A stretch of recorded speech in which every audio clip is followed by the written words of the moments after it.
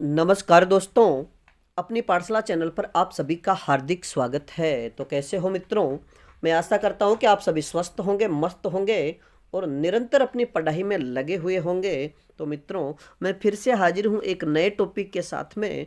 और आज का अपना टॉपिक होगा आधुनिक काल का द्विवेदी युग। यानी आज की कक्षा में हम द्विवेदी युग जो 1900 से लेकर के 1918 तक चला, उसके विषय में, उससे संबंधित जितने भी महत्वपूर्ण प्रश्न हैं उनकी चर्चा करेंगे। और इससे पहले पढ़ा था हमने आधुनिक काल का भारतेंदु युग। तो मित्रों, शुरू करें आज की कक्षा का पहला प्रश्न। द्विवेदी युग का नामकरण किया गया है, यानी द्विवेदी युग का नामकरण किनके नाम पर किया गया है? तो इसका सही उत्तर होगा महावीर प्रसाद द्विवेदी के नाम पर।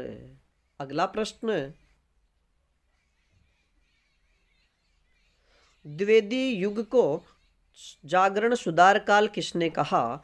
द्विवेदी युग को जागरण सुधार काल किसने कहा? तो इसका सही उत्तर होगा डॉक्टर नगेंद्र ने। अगला प्रश्न, आचार्य रामचंद्र शुक्ल ने द्विवेदी काल को किस नाम से पुकारा है?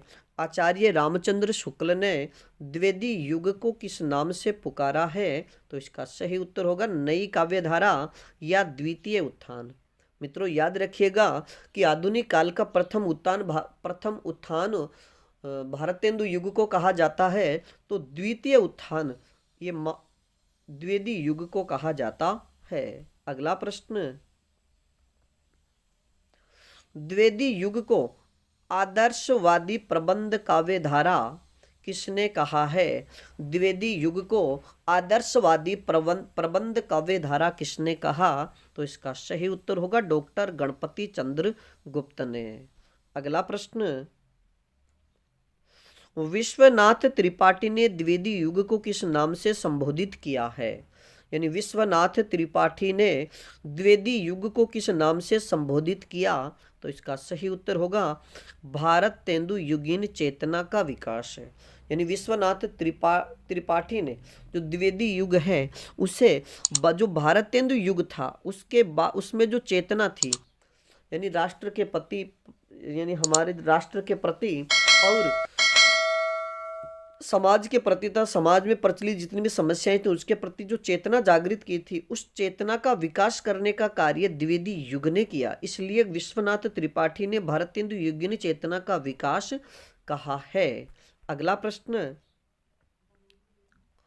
द्विवेदी युग के प्रवर्तक एवं युग नायक किसे कहा जाता है? द्विवेदी युग के प्रवर्तक एवं युग नायक किसे कहा जाता है? तो इसका सही उत्तर होगा महावीर प्रसाद द्विवेदी को। अगला प्रश्न, नागरी प्रचारिणी सभा काशी की स्थापना कब की गई? नागरी प्रचारिणी सभा की स्थापना कब की गई? तो इसका सही उत्तर होगा 16 जुलाई 1893 ईस्वी को। अगला प्रश्न, सरस्वती पत्रिका का प्रकाशन कब से शुरू हुआ? यानी सरस्वती पत्रिका का प्रकाशन कब से शुरू हुआ? तो इसका सही उत्तर होगा 1900 ईस्वी से। मित्रों, याद रखिएगा कि सरस्वती पत्रिका का प्रकाशन 1900 ईस्वी से चिंतामणि घोष के प्रयास से शुरू हुआ था। अगला प्रश्न,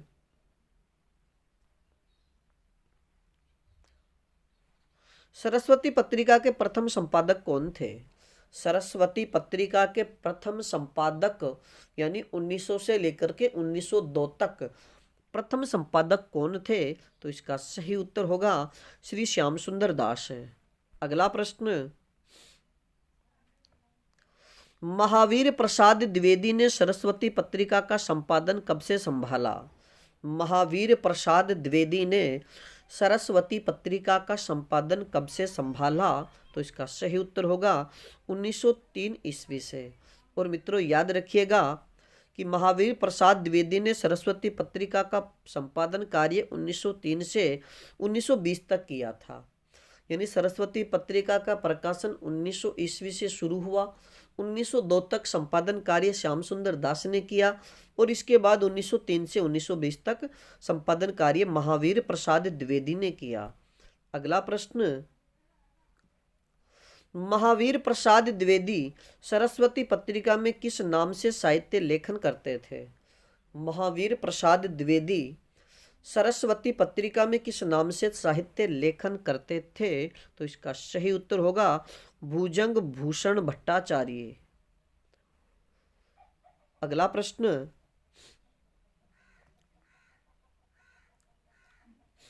उस समय सरस्वती ही एक ऐसी पत्रिका थी जिसे भारत के सभी पत्रिकाओं में प्रतिष्ठा प्राप्त हुई। यानी उस समय सरस्वती ही एक ऐसी पत्रिका थी जिसे भारत के सभी पत्रिकाओं में और प्रांतों में प्रतिष्ठा प्राप्त हुई। यह किसने कहा? तो इसका सही उत्तर होगा मैथिली शरण गुप्त ने। मित्रों, इसमें कुछ टाइपिंग में कमी हो गई है, तो आप है ना उसके, यानी ये एक तो उसे और एक ये प्रति नहीं है यहाँ पर, एक तो पत्रिका और ये प्रांतों।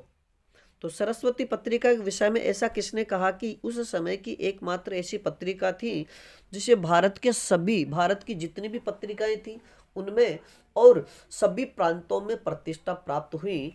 तो ये किसने कहा? तो मैथिली शरण गुप्त ने। अगला प्रश्न,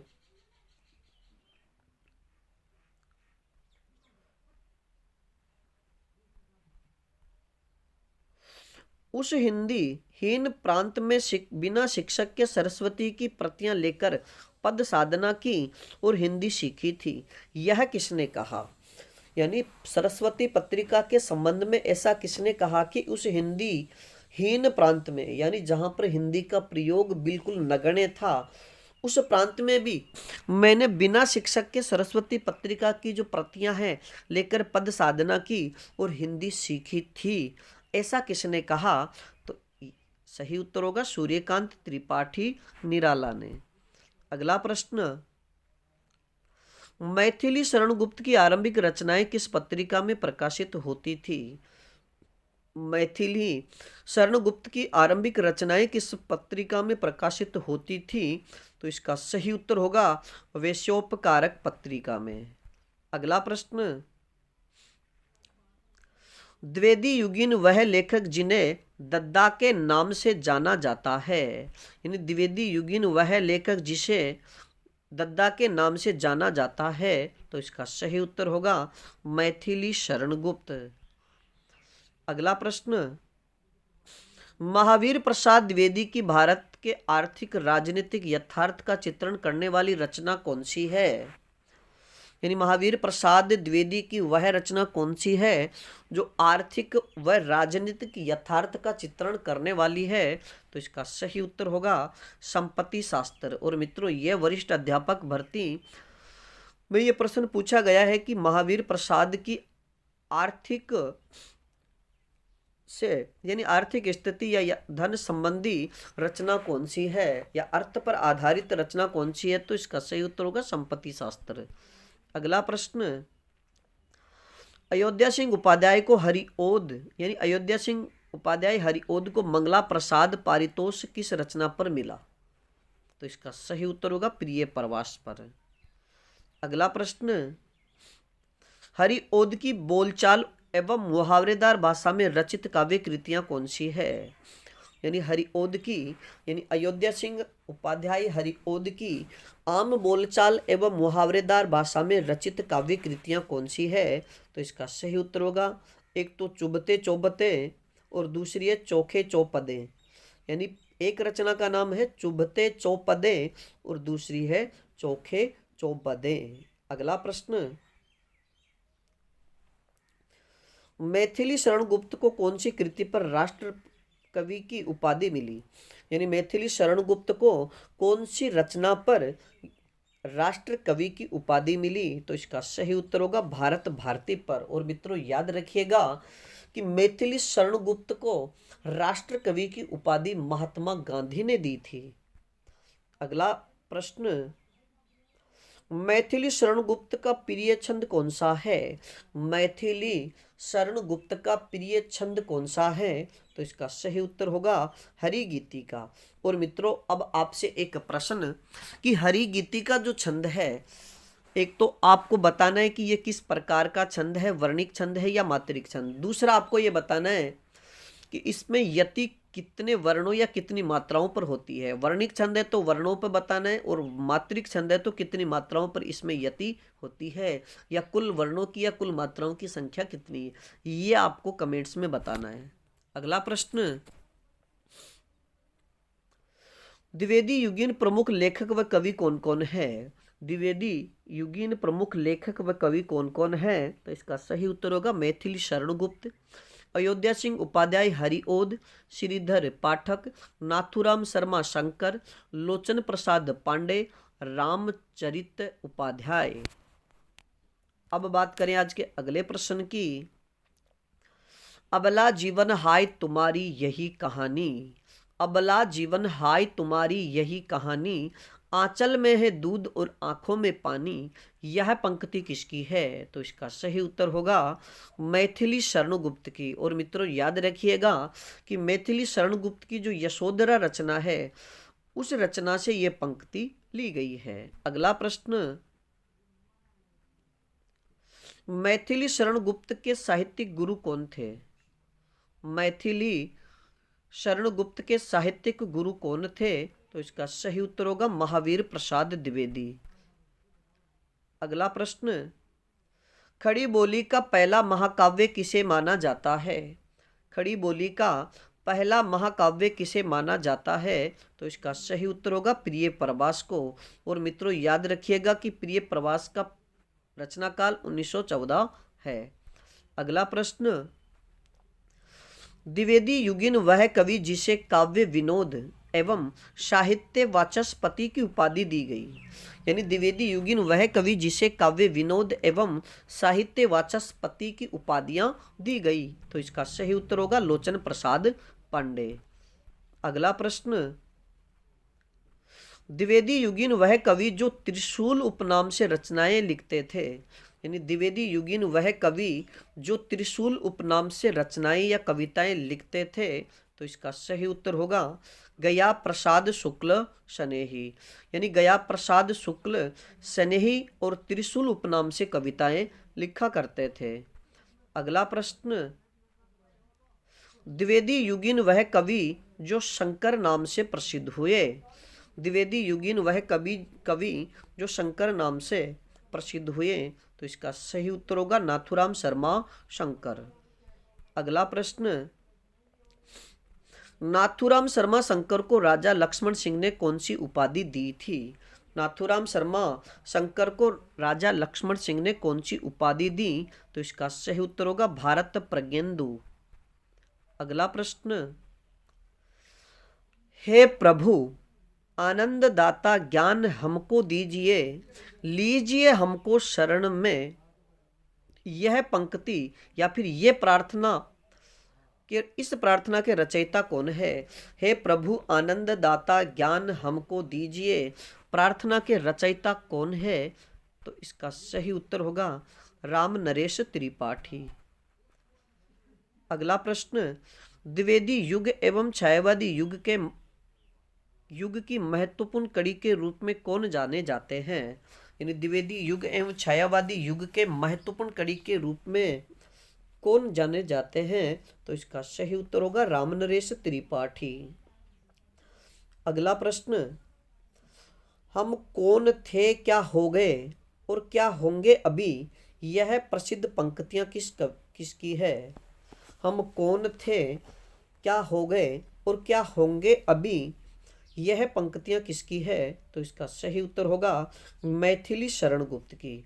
और मित्रों आप सभी से निवेदन कि ये जो पंक्तियां हैं, हम कौन थे क्या हो गए क्या होंगे अभी, ये पंक्तियां मैथिली शरण गुप्त की किस रचना से ली गई है, यह आप हमें कमेंट्स में जरूर बताइएगा। अगला प्रश्न, साकेत लिखने की प्रेरणा मैथिली शरण गुप्त को किस लेख से मिली। यानी साकेत जो महाकाव्य है, इसे लिखने की प्रेरणा मैथिली शरण गुप्त को किस लेख से मिली, तो इसका सही उत्तर होगा महावीर प्रसाद द्विवेदी का एक लेख कवियों की उर्मिला विषयक उदासीनता से। यानी महावीर प्रसाद द्विवेदी ने सरस्वती पत्रिका में एक लेख लिखा था, कवियों की उर्मिला विषयक उदासीनता, और उसी लेख को आधार मान करके मैथिली शरणुगुप्त ने साकेत काव्य की रचना की। अगला प्रश्न, रसिक रंजक और कल्लू अलहित उपनाम से रचनाएं कौन लिखते थे?